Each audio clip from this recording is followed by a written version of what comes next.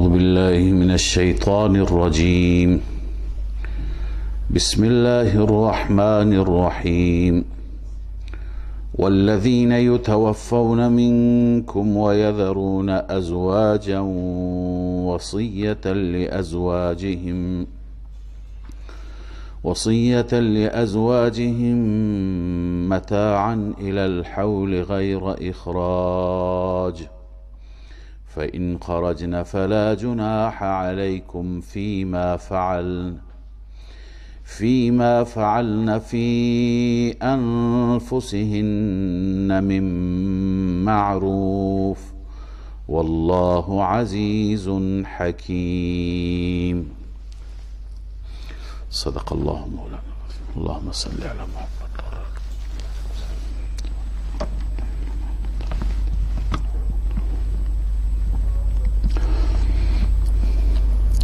در آیات گذشته احکامی در ارتباط با هم عده و هم مهریه و طلاق، رضاعت، مدت رضاعت و غیره خواندیم. در وسط امری از امور مصلح بیان شد. این آیه که تلاوت گردید والذین یتوفون منکم و یذرون ازواجا، دستور دیگر در این آیه هست برای متوفی عنها زوجها. اون چه که ما در گذشته خواندیم، عده متوفی عنها زوجها 4 ماه و 10 روز است. آنچه که در این آیه هست، الله می فرماید که کسانی که از شما جان می دهند و دنیا را ترک می کنند، برای همسرانشان وصیت کنند که تا 1 سال اونها را نفقه بدند، تا 1 سال به اونها اجازه استفاده بدهند و از خانه اخراجشون نکنند. حال بظاهر این 2 تا آیه با هم تعارض دارند. این آیه میگه متوفی عنها زوجها تا 1 سال در خانه شوهر بماند و شوهر خودش وصیت بکند. اون آیه حکمش اینه که 4 ماه و 10 روز عده بگذراند و بعد از اون بره. جمهور معتقدند این آیه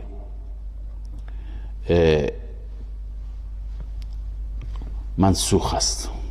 این در ابتدا بود که تا 1 سال بیرونشون نکنید، وصیت کنید تا 1 سال نان و نفقه بهشون بدهند، بعدا سهم خودشون را بگیرند و بروند. و اون آیه 4 اشهر و 10 اون چی هست؟ ناسخ هست. چنانچه قرطبی فرموده منسوخ کله عند جمهور العلماء. همه این آیه، چه وصیت برای متاع، چه وصیت برای سکنا، همه این چی هست؟ منسوخ هست. اما نزد بعضی از علما این آیه منسوخ نیست. اولا من نظر امام رازی رحمه الله را میخوانم. امام رازی میفرماید ثم ان الله نسخ هذین الحکمین. این 2 حکم را خداوند منسوخ فرموده. اما الوصیه بالنفقه والسکنا، که شوهر وصیت بکند که زن من را تا 1 سال نفقه بدهید و همچنین سکونت بدهید. قرآن الان حقش را مشخص کرده. آیه میراث گفته که به این زن 1/8 میرسد، اما 1/8 خودش را بگیرد و بره برای خودش نفقه بکند، سکنا اجاره بکند، هر کاری میکند. میفرماید که فلأن القرآن دل على ثبوت الميراث لها. امام رازی میفرماید که قرآن دلالت میکند بر این که آیه قرآن که میراث برایش ثابته. و سنت دل على انه لا وصیت لوارث. و سنت میگوید که برای وارث وصیتی نیست. فصار مجموع القرآن والسنة ناسخا للوصية للزوجة بالنفقة والسكنى في الحول. پس هم آیه قرآن را و سنت رسول الله را که فرمود لا نفقة لوارث، اینها را در کنار هم قرار میدیم. اینها ناسخ میشن برای این صورتی که میگوید شوهر برای زنش وصیت بکند که به این زن من تا 1 سال نفقه و سکنا بدید. اون آیه خود به خود این را چی میکند؟ نسخ میکند.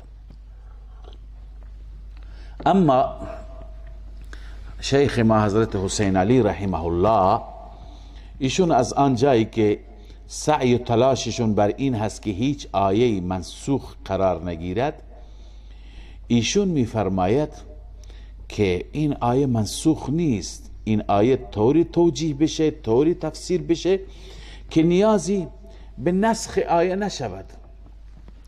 ایشون میفرماید اون آیه سر جای خودش و این آیه سر جای خودش، این دو آیه با هم تعارض و تناقضی ندارند. چگونه؟ اون آیه حق وجوبی را، اون چیزی که واجب است، بیان کرده که 4 اشهر و 10، این 4 ماه و 10 روز حق چیش هست؟ عده هست، باید بگذرانه، باید در خانه شوهر باشه، او واجب است. و حکمی که در این آیه بیان شده این مستحب است. این چیه؟ مستحبه. مستحب اینه، ببینی شوهری که میمیرد تا 4 ماه و 10 روز زن در سوگش است. بعد از اینکه 4 ماه و 10 روز سوگش تمام بشه، عدهش هم همینه، عدهش هم تمام بشه، زن اگر بالفرض پدر نداشت، برادر نداشت، کسی را نداشت، کجا بره؟ زن باید یک جایی داشته باشه. بعد از اینکه عدهش تمام بشه چند ماه دیگه طول میکشه تا شوهری بالفرض برایش پیدا بشه، یا جایی برای خودش پیدا بکنه. بنابراین میفرماید که شوهر وقتی که میخواد بمیره وصیت بکنه که من که مردم این زن بیچاره رو بیرون نکنید. به بچه هاش بگه، به برادرایش، پدرش، این زن را از خونه بیرون نکنید، این را بیرون پرت نکنید، تا 1 سال نفقه هم بهش بدید، جایی هم بهش بدید، تا 1 سال زن تکلیفش تعیین میشه. 4 ماه خودش چیه؟ 4 ماه 10 روز عدتشه. 8 ماه دیگه بالاخره هر طور بشه هم برای خودش فکر جایی میکنه، هم برای شوهری پیدا میشه، خلاصه تکلیفش تا 1 سال تعیین میکنه. پس به خاطر اینکه این زن ضایع نشه، این زن در بدر نشه، وصیت، این وصیت مستحب است، این حق وجوبی نیست. پس اگر ما به معنای استحبابی بگیریم، آنگونه شیخ رحمه الله فرموده نیازی نداریم که این آیه را ما منسوخ قرار بدهیم. دقت بفرمایید. والذین یتوفون منکم، آنهایی که جانشان گرفته میشه از شما، وفات داده میشوند، و یذرون ازواجا، و ترک میکنن زنانی، همسرانی، وصیت لازواجهم، وصیت مفعول مطلق است، فلیوسو، وصیت بکنند، وصیتی برای همسرانشان. وصیت چی؟ متاعا، بنیس بیان وصیت، متاعا الى الحول، وصیت بهرهگیری این زن تا 1 سال، غیر اخراج، بدون اینکه اخراج بشه تا 1 سال. متاع هم شامل سکنایش میشه، هم شامل نفقهش میشه، تا 1 سال از مال شوهر استفاده بکنه. فان خرجنا، اگر خارج شدند، یعنی خودشون قبل از 1 سال، معلوم میشه این حکم وجوبی نبوده. نظر شیخ رحمه الله درسته. الله میفرماید اگر خودشون خارج شدن گناهی نیست. پس این حکم استحبابیه، شما اونها را وصیت کنی بیرون نکنند. اگر بعد از 6 ماه مثلا، البته بعد از عده اگر خارج شد، بعد از اون 4 ماه 10 روز، اون 4 ماه 10 روز که واجبه. فان خرجنا، اگر خارج شدند، یعنی بعد از عدت، فلا جناح علیکم، گناهی نیست بر شما، فیما فعلن فی انفسهن من معروف، آنچه که اون زنها انجام میدن درباره خودشون طبق دستور شرعی، یعنی میخوان از ازدواج بکنند، شوهر جدید بگیرند، برای شما گناهی نیست. والله عزیز حکیم، خداوند غالب هر کاری الله انجام میده، ولی در این احکامش حکمت است، در این دستوراتش حکمت های نهفته است. وللمطلقات متاع بالمعروف حقا علی المتقین. برای تمام مطلقات اینجا بنویسید. ببینید اون مطلقی که مهری نداشت و نصف مهری نداشت، اونجا عرض کردیم یه دست لباس متعه چیه؟ واجبه. اما بقیه زنهایی که طلاق داده میشن به همه متعه دادن این مستحبه. اینجا وللمطلقات، تمام مطلقات، این حکم استحبابیه. زنی که طلاق داده میشه، چه مهر داره چه مهر نداره، چه قبل از عرض کنم که دخول چه بعد از آن هست، یک دست لباس بهش داده بشه. متاع بالمعروف طبق دستور شرعی حقا علی المتقین. این حقی هست بر اهل تقوا. كذلك يبين الله لكم آیاته. الله میفرماید این گونه خداوند بیان میفرماید برای شما آیاتش را. آیات که در این آیات شما خواندید هم احکام معاش بود، هم احکام معاشرت بود. الله این گونه آیات و احکام را بیان میفرماید لعلکم تعقلون. این حکمت تبیین است، شاید شما بفهمید، درک کنید، از عقل خودتون کار بگیرید. الم تر الى الذين خرجوا من ديارهم وهم الوف حذر الموت. بعد از اینکه این احکام که درباره امور نظم و نسق زندگی بودند، امور انتظامیه بودند، مسائل طلاق، عده، مهریه، اینا را که خواندیم، حال مجدد برمیگردیم به مسئله سابق. مسئله سابق بحث جهاد و انفاق بود. اینجا موضوع جهاد اعاده میشه. الله عزوجل میفرماید که دیدی اونهایی را که از خانه هایشون خارج شدن در حالی که هزاران نفر بودند، از ترس مرگ. از ترس مرگ منظور اینه که انسان نباید از مرگ بترسه اونطوری که ما میترسیم. بعضی ها فکر میکنند در راه جهاد و در مسیر جهاد لازما مرگ است. الله میفرماید نه، مرگ نیست. اگر بعضی از مرگ میترسن، خدا بدون اون مرگ به هر صورت میاد، در هر راهی میاد. بنده همیشه مثالی عرض میکنم که در این مثال آدم میفهمه مرگ میاد. میگن یه تاجری بود، بازرگانی، تاجری، کاسبی، مهمان شد. مهمان کسی که تو دریا کار میکرد، ناخدا بود، کشتیران و کشتیبان بود. خونش مهمان شد، دید که این کارش خیلی خطرناکه. این همش با کشتی وسط دریا، هر وقت خطر موج هست، خطر مرگ هست.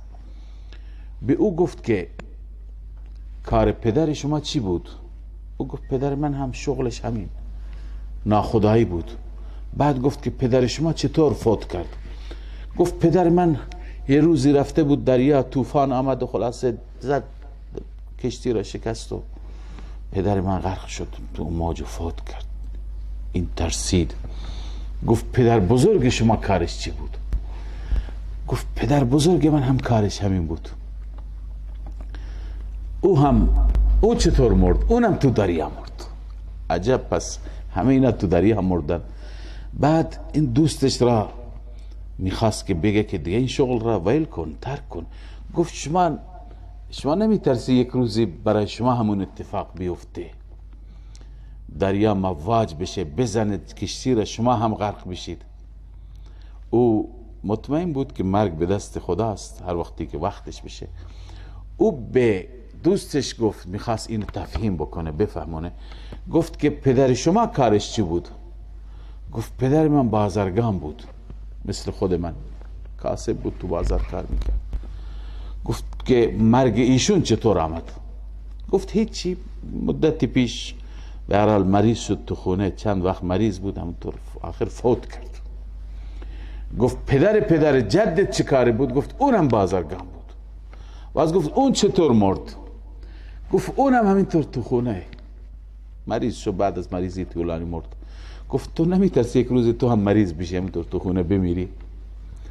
معنیش اینه که مرگ همونطور برای پدر و جدت آمده و پدر جد من آمده، اونا تو دریا آمده، این تو خونه آمده، هر وقت بیاد میاد، هر وقت خدا نوشته همون وقت میاد. این نیست که انسان حتما اگر این کار را بکنه زودتر میمیرد. نه، اذا جاء اجلهم فلا یستأخرون ساعتا ولا یستقدمون. الله اجل را نوشته، برای بعضی تو جوانی نوشته، برای بعضی تو پیری نوشته. این نیست که هر کس جهاد رفت میمیره. خب درباره شأن نزول این آیات میفرمایند که عده‌ای بودند از بنی اسرائیل، پیامبرشون به اونها گفت که میریم به جهاد. اینها گفتن نه، ما جهاد نمیاییم. اونها بخاطر از ترس جهاد و از ترس دشمن خارج شدند از خانه هایشون، رفتن جای دیگه زندگی بکنن. اونجا که رفتند همه را خداوند یک لحظه موت داد، همه مردند. بگیرید شما که از مرگ میترسید، اینم مرگ.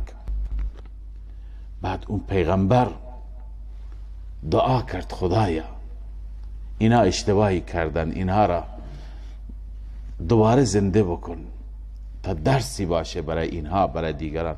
الله دوباره زنده کرد و بعدا الله عزوجل دستور داد جهاد کنید. بعد اونها جهاد کرد. بعضی میگویند نه، اینها از پیش طاعونی فرار کرده بودن. دستور اسلام اینه که هرگاه طاعون و وبا تو شهری آمد، کسی وارد اون شهر نشه، کسی از اونجا فرار نکنه. فرار کردن هم ضرر، مثل همین کرونا امروز. مثلا تو چین آمد، کسی فرار کرد از اونجا که اون نگیره، خبر نداشت اون وبا داشت، اون آمد وبا رو تو شهر خودش چی کرد؟ پخش کرد. پس بیرون شدن هم این ضرر را داره. لذا انسان از اونجا فرار میکنه، از ترس مرگ میره جایی، اونجا خدا میکشه. بعضی میگویند تو این شهر اینها وبا آمده بود، اینها فرار کردن، از شهر خارج شدن، گفتن ما را نگیره. اون جایی که رفتن همه را گرفت، همه مردند. الله نشون میده که هر که از مرگ بترسه من او را میکشم. بعدم پیغمبر زمان دعا کرد، اینها دوباره زنده شدند. الله نشان داد که من میکشم، من زنده میکنم. الان قرآن مشخص نکرده، بعضی گفتن طاعونی بود، بعضی گفتن جهاد بود. خلاصه ما هم کار نداریم، قرآن که مبهم گذاشته ما هم همینطور به صورت مبهم. همین قدر فقط ما از قرآن این نکته را میگیریم که هر کسی که از مرگ فرار بکنه، چه از جهاد، چه از وبا، چه از طاعون، چه از بلای دیگه، هر جا که موت مقدرش بشه میگیره. اون فرار کردن او را نجات نمیده. اینما تکونوا یدرککم الموت ولو کنتم فی بروج مشیده. هر جا باشید مرگ میاد به سراغتون. شما تو اون کاخها و قلعه های محکم باشید، هم مرگ میاد همونجا. عرض کنم که مرگ به هر حال انسان با فرار از مرگ نجات نمییابد. لذا الله عزوجل میفرماید که الم تر الى الذين خرجوا من دیارهم وهم الوف. آیا دیدی آنهایی را که خارج شدند از شهرهایشان در حالی که هزاران نفر بودند؟ هزاران بودند. چرا خارج شدند؟ حذر الموت، این مفعول له است. از ترس مرگ، دلیل خروج از ترس مرگ. فقال لهم الله موتوا. الله به آنها گفت شما بمیرید، بمیرید. تفسیر ابو سعود اینجا نوشته و هم قوم من بنی اسرائیل دعاهم ملکهم الى الجهاد. اینا قومی از بنی اسرائیل بودند که پادشاهشون دعوتشون داد به جهاد. فهربوا، فرار کردند، حذر الموت. فاماته الله تعالی 8 ایام. خدا اونها را مرگ داد تا 8 روز مردند. ثم احیاهم، بعد خدا زندهشون کرد. لذا الله می فرماید فقال لهم الله موتوا، الله به آنها فرمود شما بمیرید. ثم احیاهم، سپس اونها را زنده کرد. اونها را زنده کرد با دعای پیغمبر اون زمان حزقیل علیه السلام. ان الله لذو فضل علی الناس، همانا الله صاحب فضل است بر مردم. الله بر مردم فضل و احسان می فرماید. ولکن اکثر الناس لا یشکرون، اما اکثر مردم سپاسگزار نیستند، شاکر نیستند. نمی بینن خدا چه فضلی بر اونها کرده. اونها در مقابل این فضل باید از الله حرف شنوی داشته باشند. لذا دستور خدا چیه؟ این حکم جهاده. وقاتلوا فی سبیل الله، شما در راه الله قتال بکنید، بجنگید. واعلموا ان الله سمیع علیم، این ترغیب به سوی اخلاصه. بدونید الله سمیع هست، هر سخن شما را میشنود. علیم، از احوال شما با خبر است و علم دارد.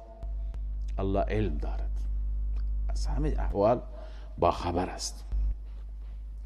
بالاخره الله عزوجل اینجا اثبات فرمودند که مرگ در جهاد نیست، مرگ مقدره. من ذا الذی یقرض الله قرضا حسنا، پس جهاد بکنید. قاتلوا فی سبیل الله. اما لازمه جهاد خدمت شما عرض کردم اقتصاد خوبه، انفاق است. حال الله عزوجل ترغیب میده به انفاق. الله می فرماید من ذا الذی یقرض الله قرضا حسنا، کی هست اون انسانی که قرض بده به الله قرض حسنا، فیضاعفه له اضعافا کثیرا، ثمره و نتیجه چند برابر میکنه برای الله. اضعافا کثیرا، برابر زیاد، یعنی چند برابر برایش انجام میده، تا 700 برابر هم میشه. والله یقبض و یبسط، الله است که تنگ میکند فراخ میکند، رزق را همه به دست الله است. و الیه ترجعون، فقط به سوی او برگرداندن شما، بازگشت شما. اگر شما سرمایه زیاد دارید هم الله به شما داده، اگر کم دارید هم الله کم داده. اون فقیری که نداره الله به او نداده، شما سرمایه داری که دارید الله به شما داده. یقبض و یبسط، همه قبض و بسط به دست او هست. بله، یقبض قبض میکنه یعنی کم میده، یبسط فراخ میکنه، زیاد میده. الم تر الی الملأ من بنی اسرائیل، بعد از این الله عزوجل حکایت جهادی را و داستان جهادی را آغاز می فرماید که در این جهاد مجاهدین مخلص ولو اندک بودند، الله پیروزشون کرد. اگر بندگان خدا با اخلاص به میدان جهاد بیایند الله کمکشون میکنه. حاصل و خلاصه و نتیجه این داستان همینه. پس الله عزوجل ذکر می فرماید از ملأ بنی اسرائیل. الم تر الی الملأ من بنی اسرائیل، جماعتی از بنی اسرائیل. اونا رو دیدی؟ من به صورت خلاصه داستانشون را عرض می کنم و بعدا آیات را می خوانیم ان شاء الله.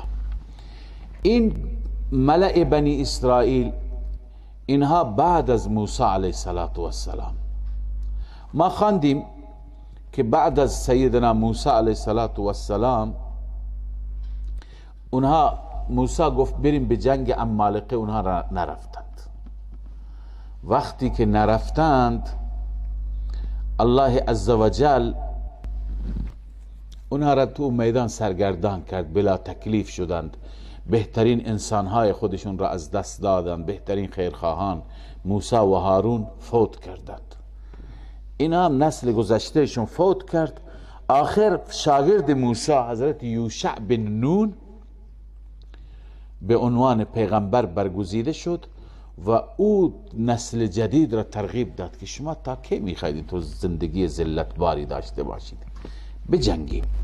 جوانان آماده شدند و بالاخره رفتند جنگیدند و اونها عمالقه را شکست دادند و بیت المقدس را فتح کردند. وقتی که فتح کردند اونجا الله عزتشون داد، الله عزوجل اونها را حکومت هم داد تا مدتی. بعدا دوباره این بنی اسرائیل ناسپاسی کردند. ناسپاسی کردند خدای عزوجل همون قوم را، عمالقه را یا قوم دیگری، بعضی گفتن بت پرستا، اینها حمله کردند دوباره بنی اسرائیل را تار و مار کردند. ما انشاءالله در اول سوره بنی اسرائیل اونجا میخوانیم که چند بار برای بنی اسرائیل مشکلات آمد. اینها بنی اسرائیل را تار و مار کردند، دوباره بیت المقدس را از اینها گرفتند، دوباره اینها آواره شدند. هرگاه قومی بالخصوص مسلمانان بندگان خدا که ایمان دارند و کتاب آسمانی دارند وظیفه خودشون را رها بکنند، فراموش بکنند مسئولیت را، خدا گوشمالی میده. دوباره اینها آواره شدند، بدبخت شدند، ذلیل شدند تا سالهای سال. بعداً پیغمبران دیگه برایشون مبعوث شدند. حال پیغمبری آمد به نام حضرت شموئیل، حضرت شموئیل بن حنا بن عاقر و علیه الاکثر روح المانی گفته. اینها خودشون آخر از این زندگی بردگی و زندگی بلا تکلیفی به تنگ آمدن، پیش پیغمبر آمدن، گفتند ای پیغمبر خدا، ای شموئیل، شما برای ما تعیین کنید امیری را، فرماندهی را، پادشاهی را که ما زیر امارت او و پرچم او با دشمنان بجنگیم، دوباره شهرهای من را پس بگیریم که آواره هستیم و ذلیل هستیم. لذا حضرت شموئیل فرمود که خدای عزوجل برای شما فردی تعیین کرده به نام طالوت. ان الله قد بعث لكم طالوت ملکا. طالوت یک انسان بسیار شایسته و وارسته بود، انسان شریفی بود. هم الله عزوجل قوت داده بود، خیلی قوی بود، نیرومند بود، و هم الله عزوجل علم داده بود، بسطة فی العلم والجسم. درباره قارون آمد، درباره طالوت آمده. و اون طرف پادشاه ظالم جالوت بود که شهر اینها را گرفته بود. اونها طالوت را نپسندیدند. چرا نپسندیدند؟ در حالی که طالوت هم از بنی اسرائیل بود، انسان شریفی بود، انسان برگزیده بود. چون که وقتی که نسلش را نگاه کردند، پدر و آبا و اجدادش را، این نه از نسل انبیاء بنی اسرائیل بود، نه از نسل ملوک بنی اسرائیل بود. چون در بنی اسرائیل هم ملوکی در گذشته بود، پادشاهانی بود و هم پیغمبرانی بود. اونطور که نوشتند تاریخ نویسان، طالوت نه از سبط نبوت بود. سبط نبوت یعنی از فرزندان لاوی بن یعقوب. اونهایی که پیغمبر شدند همه از فرزندان لاوی بودند. طالوت از اون نسل نبود. و هم نه از سبط مملکت بود، ملوک بود. سبط و فرزندان ملوک، اونا فرزندانی که بودن فرزندان یهودا بن یعقوب. یهودا فرزندانش همه پادشاه شدند بعد از یوسف علیه السلام. خب این از فرزندانی که بود فرزندان بنیامین ابن یعقوب، پسر کوچک یعقوب که مظلوم بود.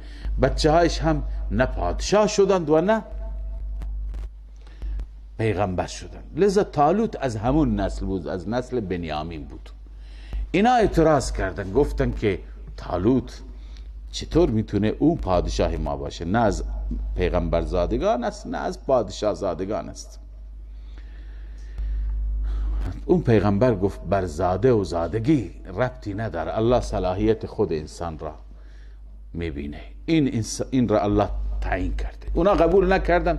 آخر کرامتی ذکر کرد. یک تابوتی بود که همین قومی که بیت المقدس را فتح کرده بود، یک صندوقچه‌ای که این صندوقچه هر جا با بنی اسرائیل همراه بود و این را باعث خیر و برکت می‌دانستند.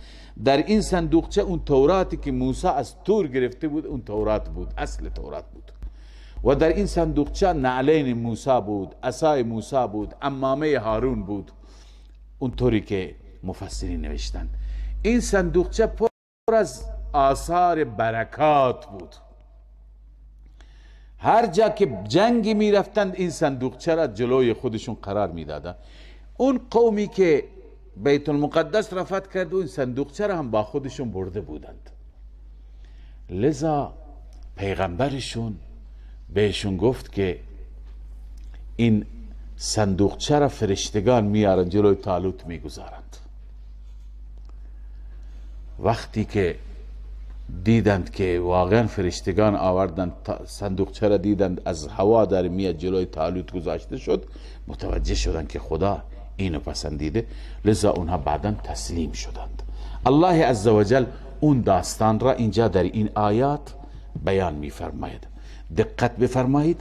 ترجمه: الم تر الى الملأ من بنی اسرائیل، آیا دیدی، آیا ندیدی اون جماعت از بنی اسرائیل را که من بعد موسی، بعد از موسی آمدند، اذ قالوا لنبی لهم ابعث، زمانی که اونها گفتن برای نبی، برای پیغمبری از پیغمبرانشان که عرض کردم بیشتر میگن شموئیل بود، گفتن که تعیین کن، ابعث یعنی تعیین کن، مشخص کن برای ما، ملکن پادشاهی و فرمانده امیری، که نقاتل فی سبیل الله، ما بجنگیم در زیر پرچم او در راه خدا. اون پیغمبر ابتدا گفت قال هل عسیتم، این استفهام تقریری است، یعنی آیا چنین توقعی هست؟ بله هست. این امکانش هست؟ بله هست. یعنی امکان هست که این کتب علیکم القتال، اگر بر شما جنگ نوشته بشه و جهاد فرض بشه، الله تقاتلو، شما جنگ نکنید، این امکانش هست. اونا گفتن چی شده ما را؟ ما اینقدر آواره ایم، اینقدر بدبختیم، هنوز نجنگیم؟ نه، ما حتما می جنگیم. قالوا وما لنا الا نقاتل فی سبیل الله، ما را چی شده که ما نمی جنگیم در راه خدا؟ وقد اخرجنا من دیارنا و ابنائنا، در حالی که اخراج شدیم، بیرون کرده شدیم از دیارمان، از فرزندانمان، از خانه و کاشانه و فرزند، از همه ما را بیرون کردند.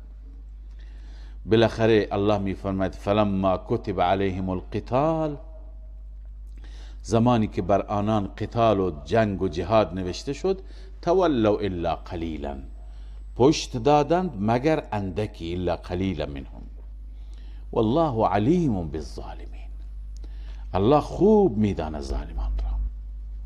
ظلم دیگه، تقاضای جهاد میکنی و بعدا جهاد نمیکنی. خب پیغمبرشون چی فرمود بهشون؟ تعیین خلیفه، تعیین امیر. وقال لهم نبیهم ان الله قد بعث لكم طالوت ملکا،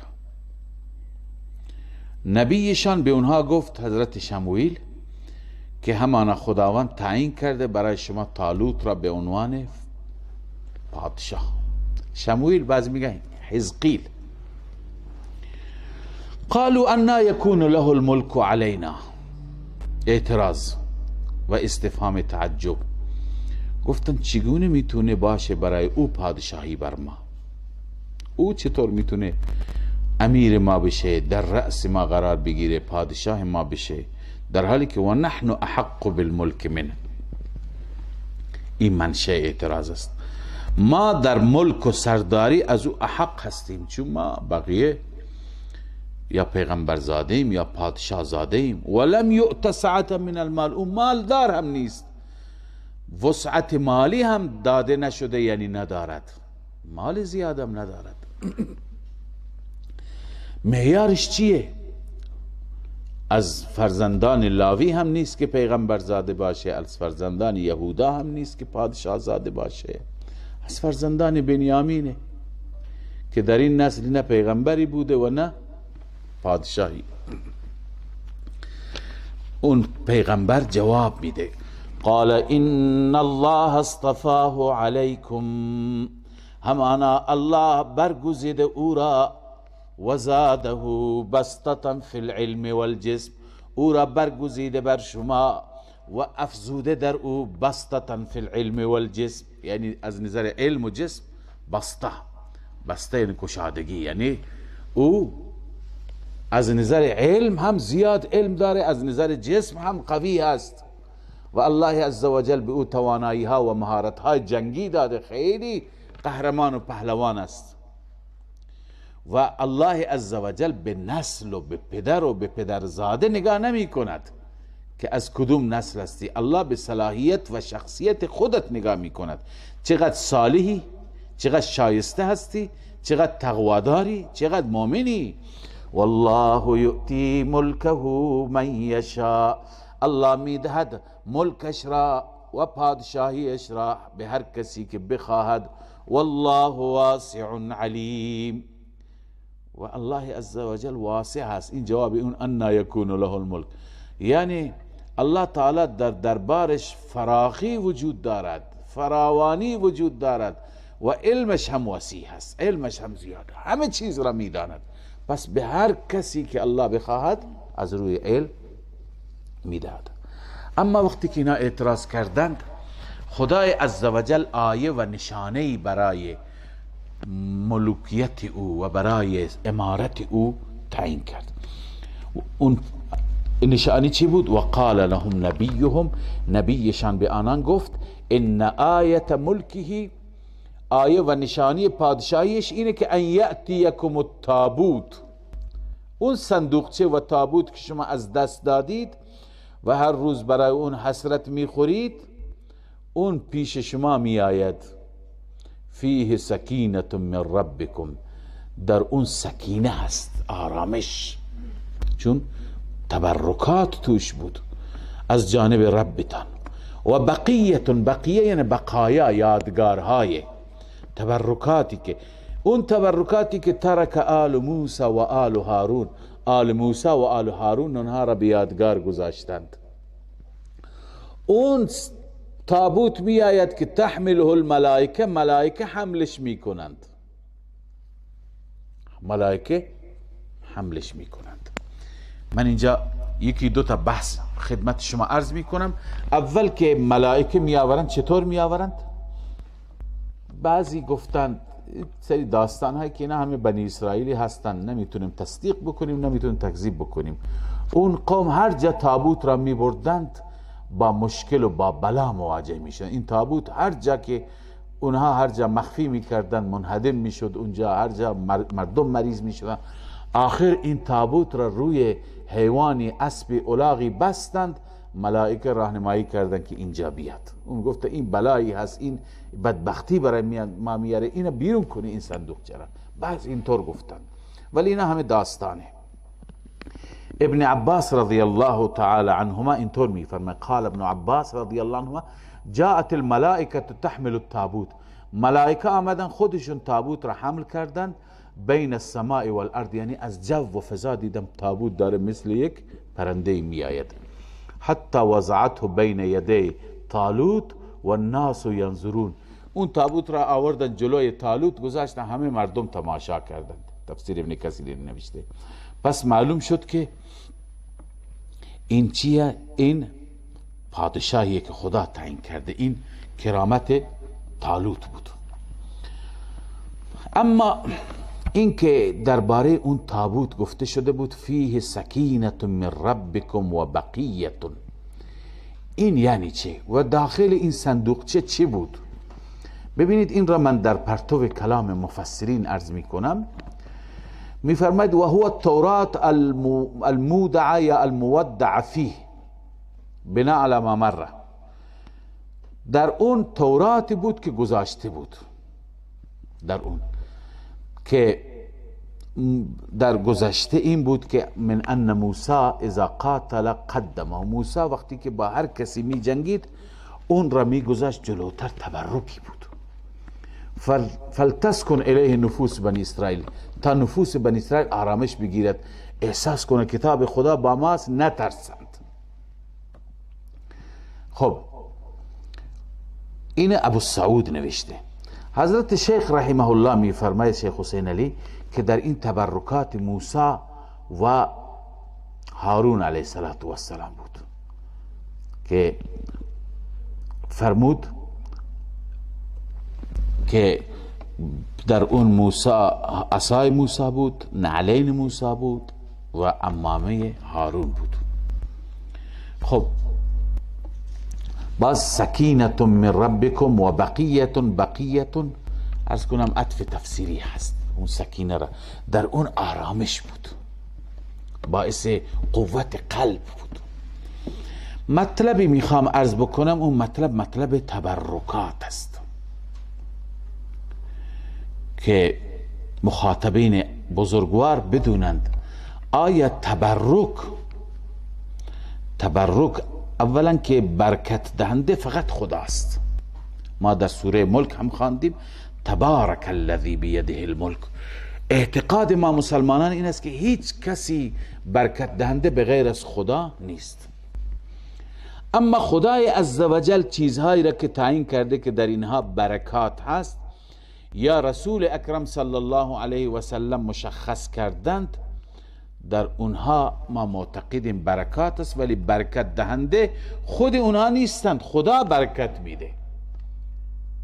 مثلا یکی از تبرکاتی که ما الان داریم ماء زمزم است، آب زمزم. پیغمبر فرمود ماء زمزم لما شرب له. آب زمزم برای هر مقصدی که نوشیده بشه مقصد حاصل میشه. این برکت را الله بهش داده. یا مثلا در حدیث هست که سور مومن شفا هست، پس مانده مومن، باقی ماندهش یه لیوان آب میخورید، ما بقیش تو این شفا هست. خب این برکتی که خدا بهش داده، چون او مومن است. این فضیلت ایمانه. من داستانی شنیدم، نمیدونم صحت و سقمش تا چه اندازه هست.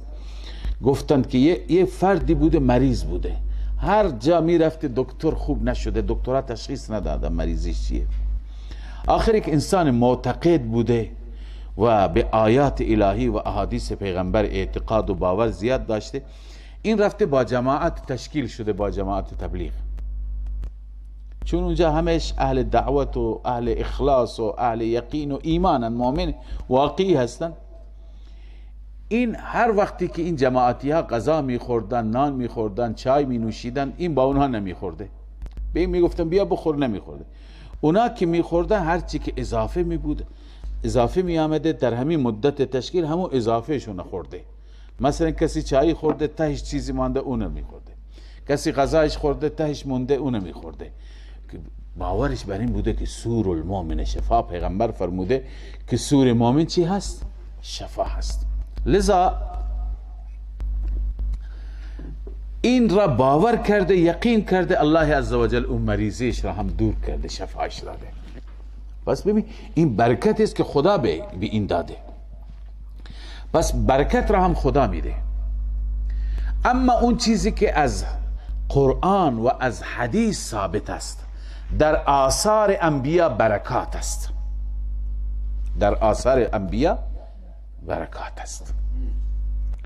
مثلا اینجا ببینید، این بقیت مما ترک آل موسی و آل هارون، این در واقع اون نظر شیخ را تایید میکنه که بقایایی بود، تبرکاتی یا یادگارهایی که آل موسی و آل هارون گذاشته بودند.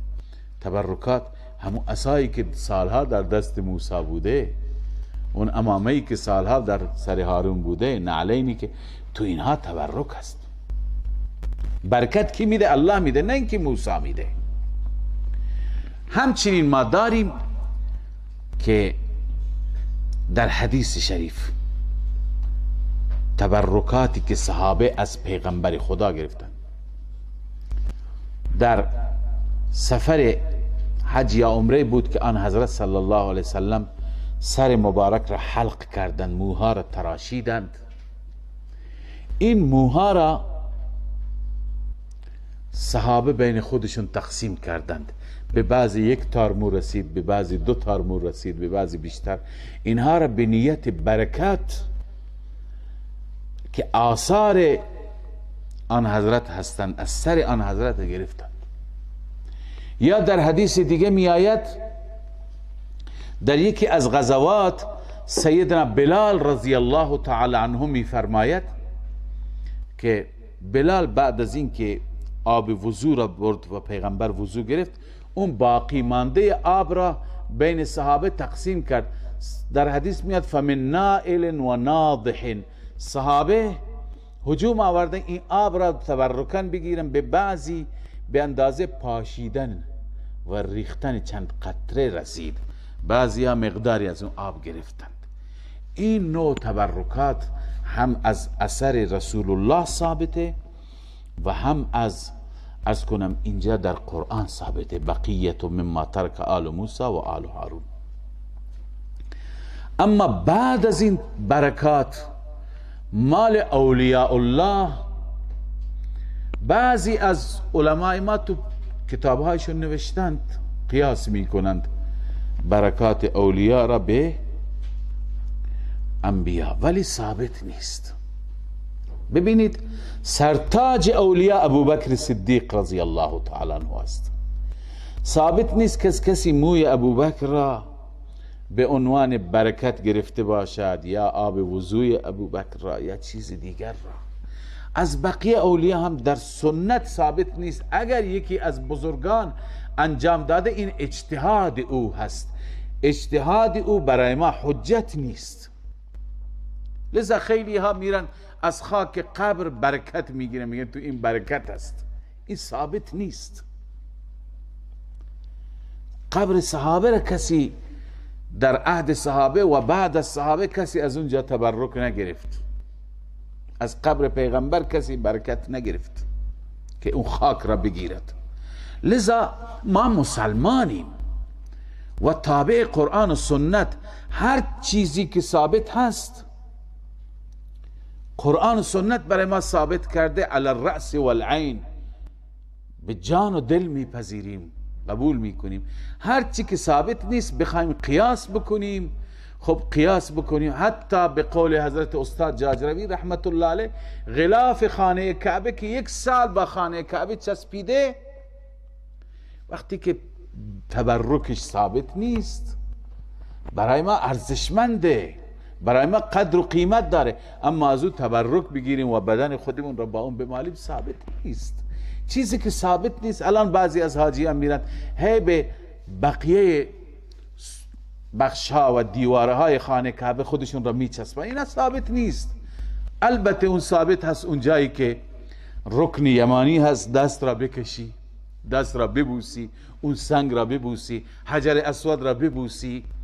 اینا که ثابت انجام میدیم، اونا که ثابت نیست نمیدیم.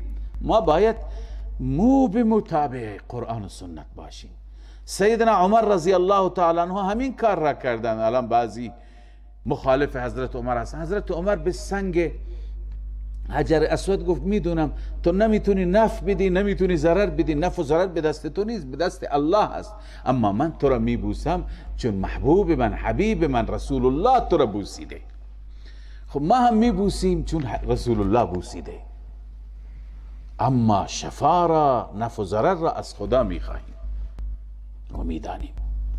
بنابراین تبرکاتی که در قرآن و سنت ثابته به اونها قائل باشیم. اونی که ثابت نیست قیاس نکنیم، چون قیاس بکنیم اون وقت قبور همه بزرگان باقی خاکهایشون را در آورد. بله، پس الله عزوجل می فرماید که و بقیت مما ترک آل موسی و آل هارون تحمله الملائکه. این بقایا که در اون صندوقچه بودند، ملائکه اون را حمل میکنند. ان فی ذلک لآیه لکم، در این نشانی هست برای شما، این کنتم مؤمنین، اگر شما مؤمن هستید، مؤمن واقعی هستید، دیگه بیایید در زیر پرچم طالوت قرار بگیرید. بالاخره قوم قبول کرد. قوم که قبول کرد حرکت کردند. به طرف جنگ با جالوت و لشکر است، به طرف جنگ با عمالقه. در مسیر که می رفتند حضرت طالوت به مردم اعلام کرد، یا الله عزوجل از طریق پیغمبر بهش اعلام کرد، از طریق وحی خود، چون خودش پیغمبر نبود. گفت ای برادران، ای سپاهیان، ای همراهان، جلوتر یک آبی هست، خدای عزوجل شما را امتحان میکنه به وسیله اون آب. خدا میخواست اونایی که ضعیف الایمانن برگردند. هر کسی از شما هیچ آب نخورد، اون بر عزیمت عمل کرده، اون با من میاد. خیلی مجبور شد یک کف دست آب خورد، یه غرفه میگن در عربی، غرفه، او هم میتونه با من همراه بشه. این به رخصت عمل کرده. هر کسی آب زیاد خورد، او نمیاد با من، اون دیگه از اونجا به بعد از ما جدا میشه. اونجا رفت، همه تشنه بودند. اون نهر و اون جوی آب زلال را دیدند. اونهایی که واقعا مصمم بودند و میدونست امتحان خداست، هیچ نخوردند.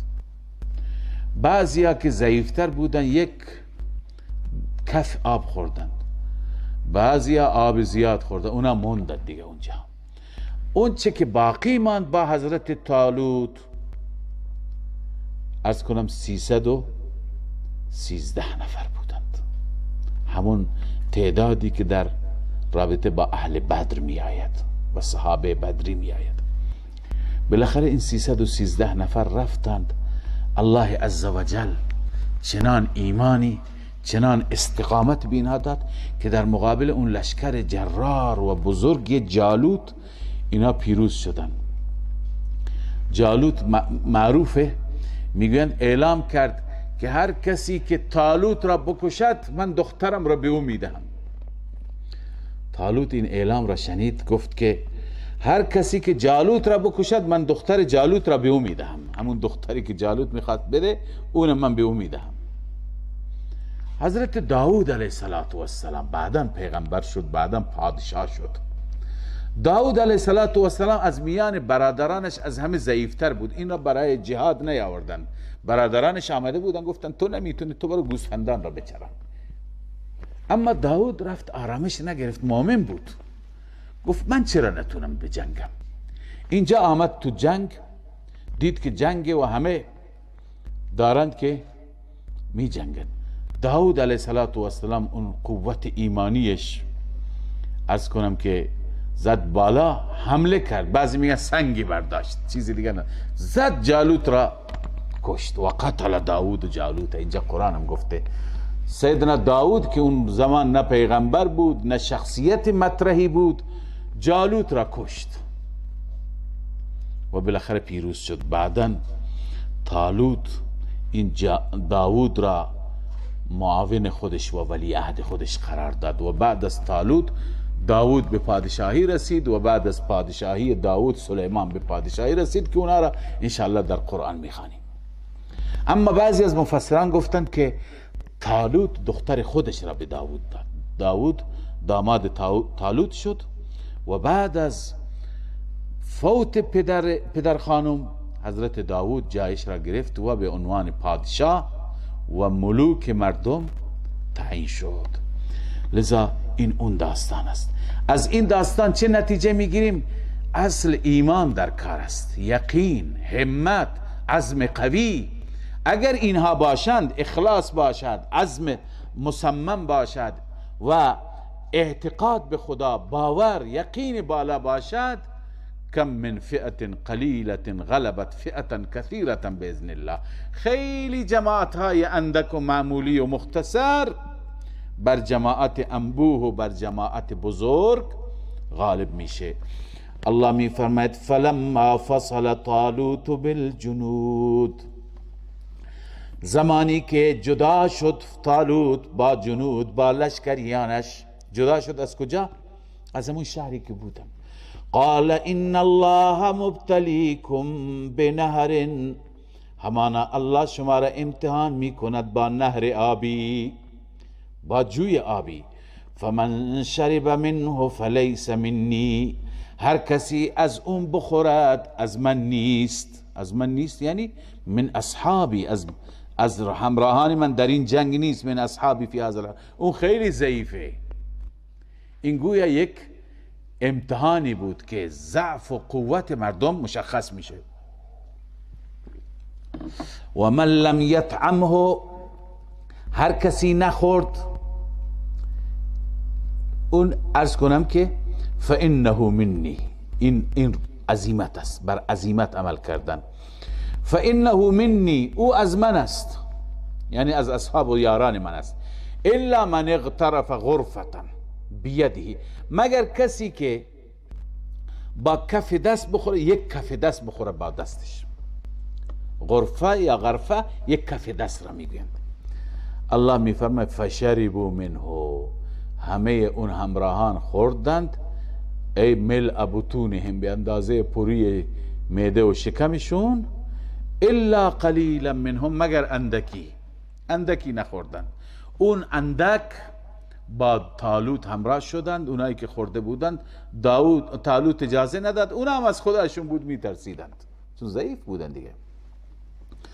الله میفرماید فلما جاوزه هو والذین آمنوا معه، زمانی که از اون نهر گذشتند، عبور کردند، طالوت و کسانی که ایمان آورده بودند با او، اونا کی بودند؟ و هم القلیل.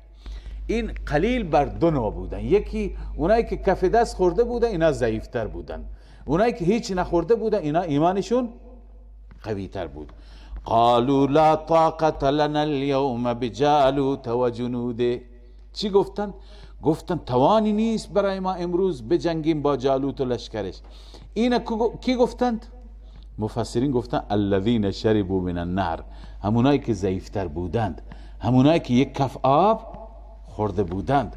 اونا گفتن امروز توان درگیری با جالوت و جنودش را نداریم.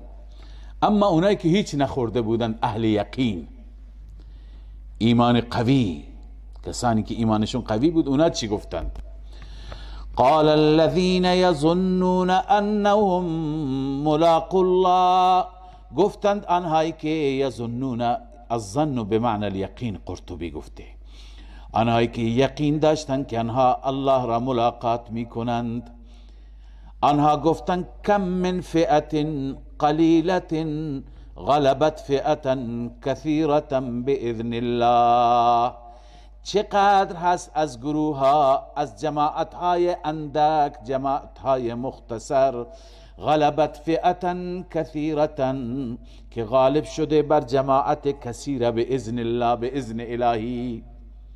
ببین اگر جماعتی اندکی باشد ولی بر مسیر حق باشد، ایمانش قوی باشد، اخلاصش بالا باشد، اینها غالب میشن به اذن الله.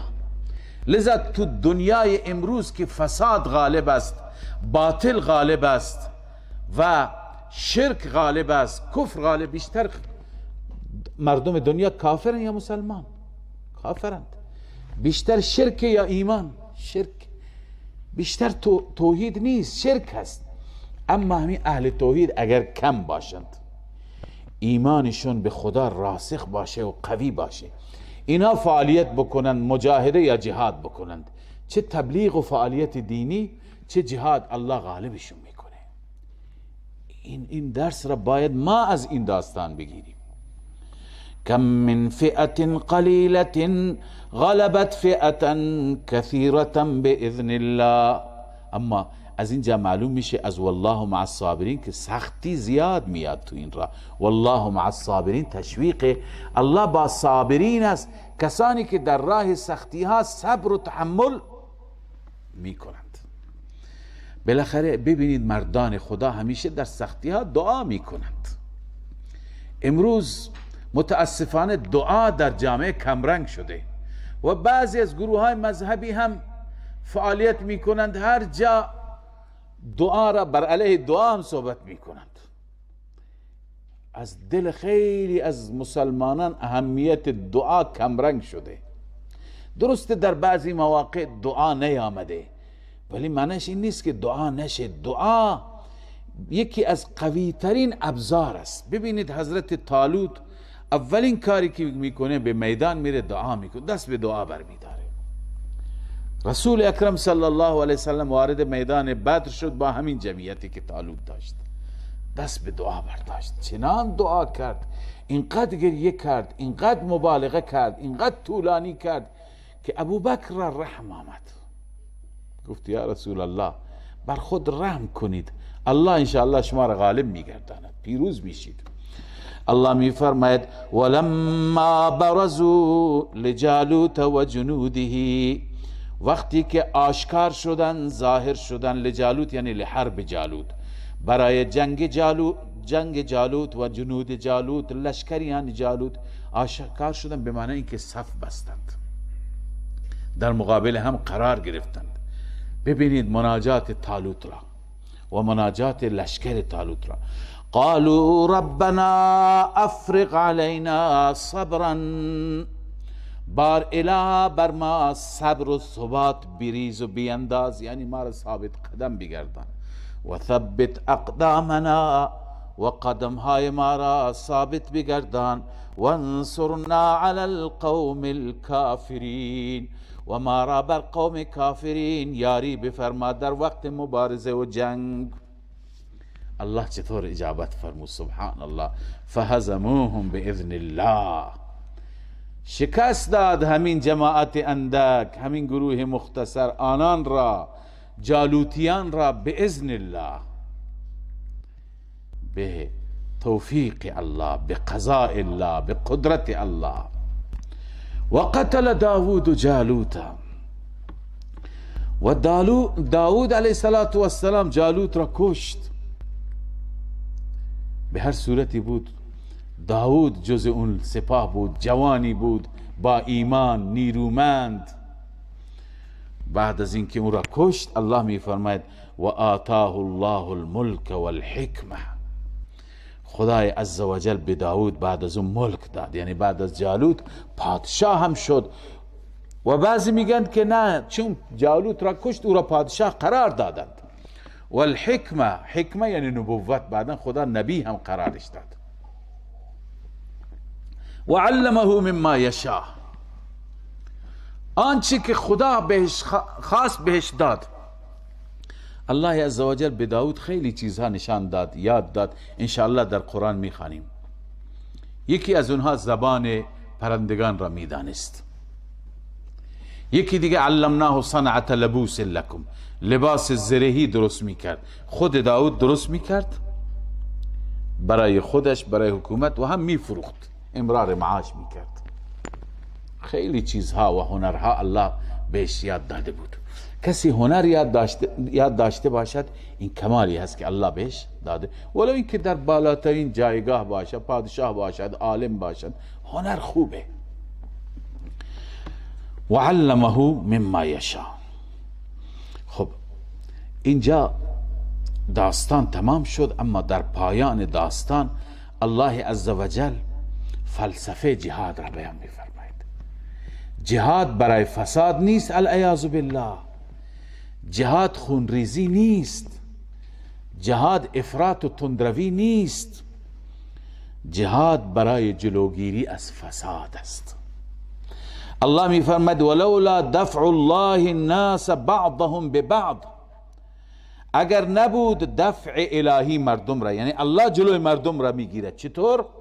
بعضهم ببعض، جلوی بعضی را میگیره به وسیله بعضی دیگه. بعضهم اولی شما بنویسید مفسدین، به بعض بنویسید مصلحین، یعنی جلوی مفسدین را به وسیله مصلحین میگیرد.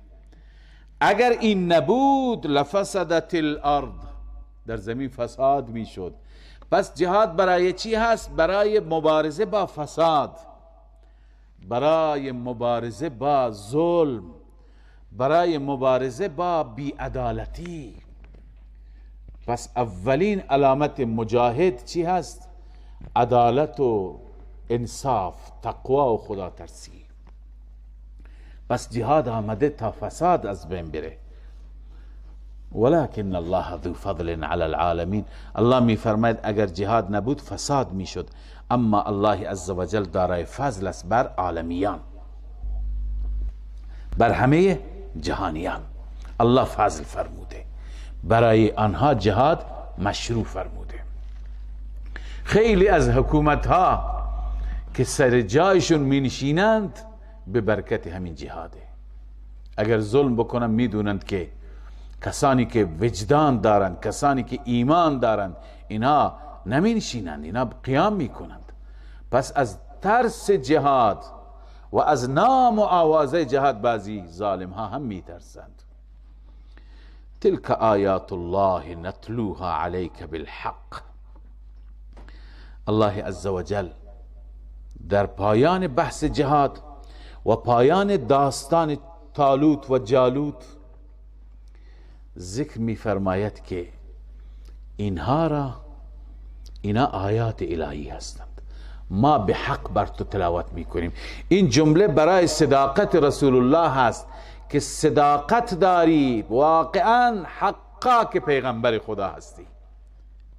اگر پیغمبر خدا نبود، یک فرد امی، یک فرد تاریخ نخوانده، یک فردی که سواد ندارد، از کجا این جزئیات را، این داستانها را که حتی خود بنی اسرائیل با این تفصیل بلد نبودند، اینا را از کجا بیان می کند؟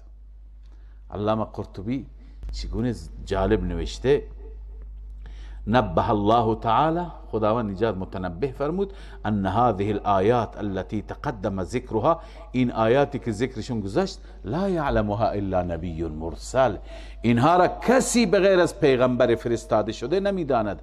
او پیغمبری که از طریق وحی اون ذات عالم الغیب برایش وحی بکند، او پیغمبر میتونه اینها را بلد باشد. پس این در پایان داستان این جمله برای صداقت رسول الله است. تلك آیات الله نتلوها علیک بالحق. این آیات الهی هستند، ما تلاوت میکنیم این آیات را بر تو به حق. نتیجه این آیات و تلاوت این آیات چی شد؟ و انک لمن المرسلین، همانا تو از مرسلین هستی، از فرستاده شدگان هستی که ثابت شد تو را الله به عنوان نبی و پیغمبر فرستاده. صدق الله مولانا العظیم.